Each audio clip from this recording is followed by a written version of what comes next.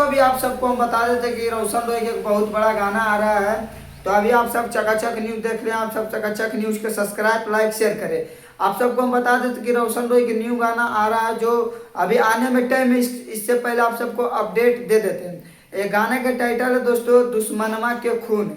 जो गाने में दम है दोस्तों, और ये गाना रंगदारी होने वाला है आप सबको बीच। और दुश्मनमा के खून आप सब याद रखिएगा दोस्तों, क्योंकि रोशन रॉय की 3 तारीख को गाना आने वाला है। और गाने की बात करें तो गाने में बहुत सारा दम होने वाला है, क्योंकि इनका गाना Rangdari back to back Magahi industry में आ रहा है और काफ़ी व्यू भी ला रहा है रोशन रॉय के। और बात करते हैं कौन सा चैनल पे गाना आएगा, तो स्पीड रिकॉर्ड भोजपुरी पे 6:15 में 3 तारीख को आप सबको सुनने के लिए मिल जाएगा दुश्मनमा के खून। आप सब यूट्यूब पे भी सर्च करके देख सकते हैं दुश्मनमा के खून।